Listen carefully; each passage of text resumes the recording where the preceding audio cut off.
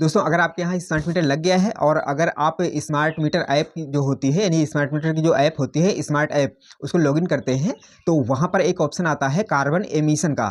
तो कई लोगों का सवाल है कि आखिर ये है क्या और ये क्यों लगता है, इसका हमारे ऊपर क्या प्रभाव पड़ता है, क्या इससे हमारा बिल बढ़ता है या फिर नहीं बढ़ता है, क्या है एक्चुअल में पूरा मामला। तो आज के इस वीडियो में मैं आपको इसी के विषय में पूरा डिटेल में बताने जा रहा हूं कि आखिर स्मार्ट मीटर पर जो दिखता है कार्बन एमिशन, या फिर हो सकता है कि आपके नॉर्मल बिल पर भी दिख रहा हो, लेकिन हालांकि मेरे यहाँ तो नहीं दिखता है।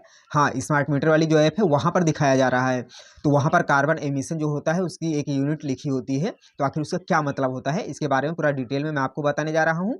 तो इसलिए वीडियो को पूरा ध्यान से जरूर देखिएगा और अगर आप चैनल पर नए हैं तो चैनल को सब्सक्राइब करके बेल आइकन को ऑल पर सेट करके जरूर रखिएगा। तो चलिए मैं अपने फोन की स्क्रीन ऑन कर लेता हूँ और आपको लाइव में पूरा डिटेल में दिखाता हूँ और फिर बताता हूँ कि आखिर एक्चुअल में इसका मतलब क्या होता है। तो देखिए ये मैंने यूपीपीसीएल स्मार्ट ऐप लॉगिन कर लिया है। अब यहाँ पर देखिए ऊपर में नाम दिखाया जा रहा है, उसके ऊपर में देखिए अकाउंट नंबर है, जिसका अकाउंट नंबर है जो कनेक्शन नंबर होता है। यहाँ पर बैलेंस दिखाया जा रहा है और थोड़ा सा और नीचे आते हैं तो देखिए यहाँ पर यूजेस में पूरी डिटेल दिखाई जा रही है। यहाँ पर देखिए यूनिट है, एनर्जी कंज्यूम्ड, उसके बाद में डेली एवरेज है, मैक्सिमम डिमांड आ रहा है और उसके बाद में कार्बन एमिशन, इसी के बारे में मैं बात कर रहा था। और ये दिखा रहा है 21.28 kg। तो आखिर इसका मतलब क्या हुआ, आपके में कितना दिख रहा है वो आप कमेंट करके जरूर बताइए। तो बात करते हैं कि ये है क्या। तो देखिए यहाँ पर जो यूनिट लिखा होता है उसका मतलब ये होता है कि आप जितनी भी बिजली यूज कर रहे हैं उसके बदले में कितना कार्बन डाइऑक्साइड उत्सर्जित हो रहा है। इसका मतलब ये हुआ कि जैसे बिजली जो बनती है वो मैक्सिमम कोयले से बनती है। कोयला जलाते हैं तभी तो उसमें वाष्प की प्रक्रिया होती है, यानी कि पानी को गर्म करते हैं भाप से, फिर टरबाइन चलती है तो बिजली बनती है।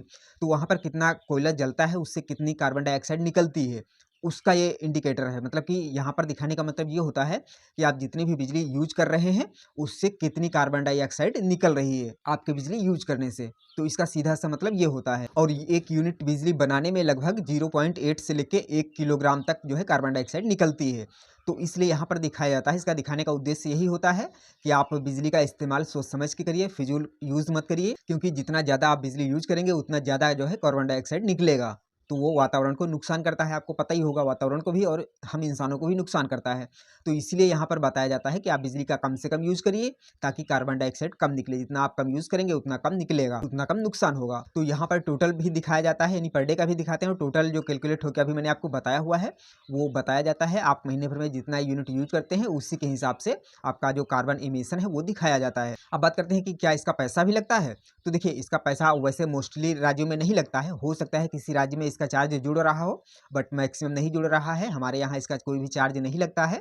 ये सिर्फ दिखाया जाता है कि इतना कार्बन डाइऑक्साइड आपके द्वारा जो है निकला है, आपके कारण से निकला है, या फिर यूँ कहें कि आपने बिजली जितनी यूज की है उसके हिसाब से इतना कार्बन डाइऑक्साइड निकला है। इसका यहाँ पर दिखाने का एक उद्देश्य और होता है कि आप बिजली का हिसाब से यूज करिए और साथ में आप अन्य ऑप्शंस भी सिलेक्ट कर सकते हैं। जैसे कि सोलर का अगर आप यूज करते हैं तो ये वाली बिजली कम यूज होगी, तो वहाँ पर कार्बन डाइऑक्साइड कम यूज होगा। आप इसको कम करने के लिए 5 स्टार रेटेड उपकरण यूज कर सकते हैं जहाँ पर बिजली कम यूज होती है।